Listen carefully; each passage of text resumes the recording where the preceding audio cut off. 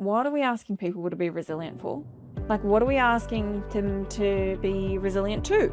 What's going on that we need people to be more resilient? And if this is a somewhat new thing that we're asking people to do, 10 years, 15 maybe not even that long, what's changed? And why is there an increase on resilience and not so much considering where the pressures are coming from that require us to be more resilient? There is a word that's everywhere right now, in workplaces, in leadership development, even in schools, across the wellness industry, around programs that we're seeing implemented, in job descriptions as a trait or a quality we want someone to have, and it's this: resilience. Now, I know you've heard of that word. If you are in the working world, if you have children, if you're interested, well, obviously you're interested because you're listening, we know about resilience. We are being told to be more resilient, to develop resilient strategies, to just bounce back. And that's what resilience is all about. It's not, though. And I'm a fan of resilience in that it is about knowing how we cope. It is about being able to handle pressure. It's about being able to withstand different stresses, but not in the way you think. Not in the way that it's been sold to us or even how it's being used. Because the thing about resilience is we celebrate it. Like, the more resilient you are, the better you're seen as being able to do your job or cope in life or achieve more things. And I don't think that's the right way to think about resilience. You know, we've built programs around teaching people to be resilient, around saying this is how you build resilient skills. And we want to see that. We want to see it in school. We want to see it in the workplace. We want to see it in our young people. We want to see it in our leaders. We hire for how resilient people are. It's something we ask people in job interviews. But I want to ask a question we don't ask nearly enough. Something that perhaps some of you haven't thought of before, or maybe you haven't considered. And this is the question I want you to think about first. What are we asking people to be resilient for? Like, what are we asking them to be resilient to? What's going on that we need people to be more resilient?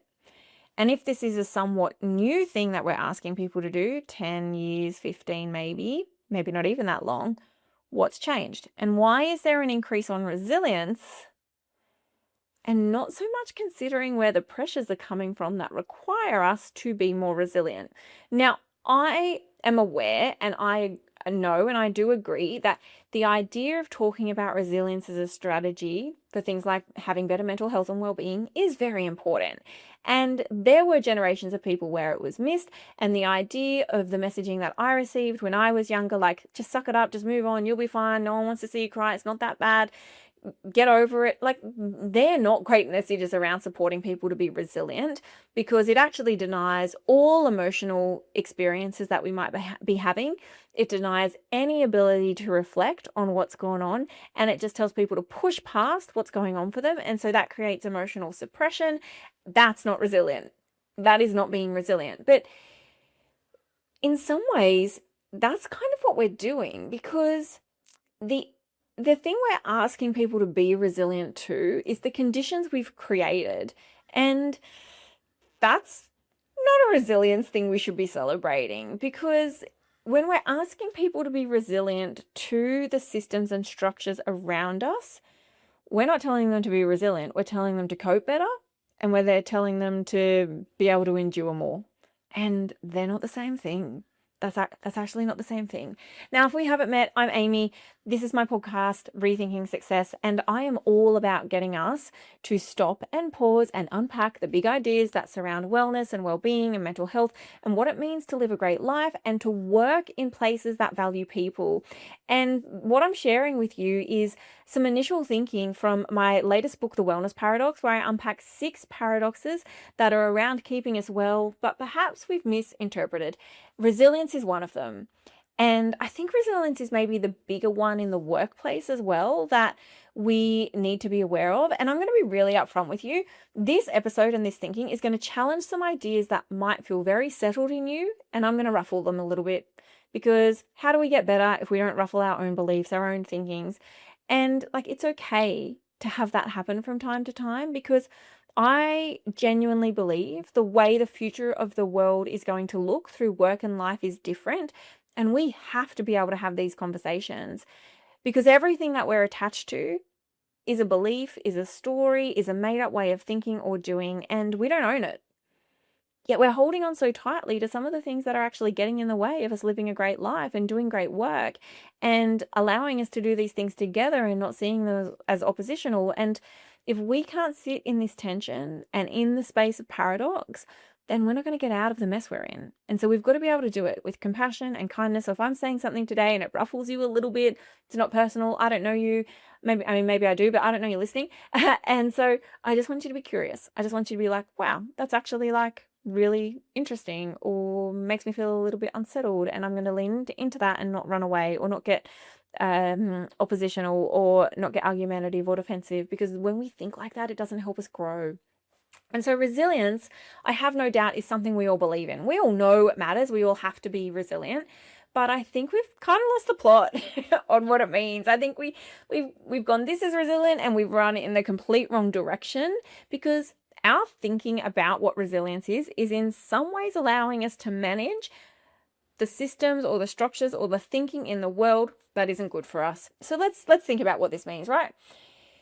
In some ways, we're trying to use resilience as a way to justify some things that just aren't great. High workloads, lots of pressure, lots of stress, people not being kind. Oh, just be more resilient, what they didn't mean it. That's not appropriate. That's not the right way to get people to think about resilience, because what we're doing here is that we're saying if you're resilient, then you can kind of just move on with the bad stuff and ignore it. And that's not how it works. So where does the word resilience come from? In its original sense, psychological, ecological, even in engineering, resilience means the capacity to absorb disruption and return to function. So in context, what we often hear about it referred to in the human sense is when you have an adverse experience, you just bounce back and move on. And some definitions even use the term bounce back, and I personally do not like it. There are some things we shouldn't be bouncing back from. There might be some things that we want to recover from and ask, where do I want to go next? But I think bouncing back to your point of where you were before isn't always useful and isn't always the strategy that we want to be applying. So there is this emphasis on returning or back to where you were, but also adaptation is really important when it comes to resilience. Recovery is really important when it comes to resilience. And we don't put as much emphasis on these things as we do on the just return, get on with it and move on type of thinking. And so in organizations, in schools, and across different cultures, the idea of resilience has very much been interpreted as just get back to where you were, bounce back and move on. And the idea of recovery, it's been lost. We've tried to fast forward it, and that's not really helpful, because there's a relational element here around resilience stopping us from actually questioning what's going on. And so what has happened is we've turned the idea of resilience to be a personal thing. It's about the person responding to the system or the situation or the circumstance, rather than questioning the system, the situation, or the circumstance and what it means for the person. And that's a very different way of thinking about resilience. And so we've lost the idea of using resilience as an opportunity to acknowledge and question the conditions that shape our capacity. And instead, we've said you just need to get more capacity to deal with the things that are going on. And that's not right. And through this thinking, what we've done, and again, workplaces have done this, schools have done this, we've turned resilience into something that is like a KPI. That's an outcome. In workplaces, it's like a hiring criteria. The more resilient you are, the more we want you in our workplace. Why? Because we've confused it with coping, and we think it's about enduring, and we think it's about sucking up and moving on. And if someone's resilient, they're not going to complain. They're just going to do their job, and that's good for us, right? Is it? Is it? Is that what resilience is? And so we've seen resilience as a leadership capacity or a leadership component. If you're more resilient, you can keep more plates spinning, you can do more things, you can handle more pressure. And you know what? That's what we want leaders to do. We want leaders to absorb the pressures because they'll just get on with it, and then we don't have to hear about them or change them or talk about them. That too is not resilience. We've turned it into a KPI. The better you are at handling multiple pressures and being resilient, the better employee you are. Is it? Look, I'm not really sure we're understanding what resilience is about here. It shouldn't be like this. Resilience is not a performance standard. It shouldn't be a performance standard. But we've turned it into this, and we've said if you're resilient, you're a high performer, and if you're struggling, you are a low performer. And I'm not sure that's the right way to think about it. Maybe at times there's some truth to that in different scenarios or situations, but in general, it's not the right way to think about resilience if we're also using that as an opportunity to ignore conditions that we're either expecting people to cope with or that they're not coping with. Because again, we're putting the data on the person and we're not seeing the data that sits in the conditions or the systems. And we do this, right? The person who flags something as wrong is the one who we see as not having high resilience. We might call them the one who's a troublemaker. We might call them the whinger. We might call them the person who can't cope. And whilst there might be truth to that, again, circumstance is always something to take into consideration. What we're doing when we only focus on people who cope versus those who can't and saying that they're doing a better job is that we're ignoring what the job might be trying to tell us in the first place.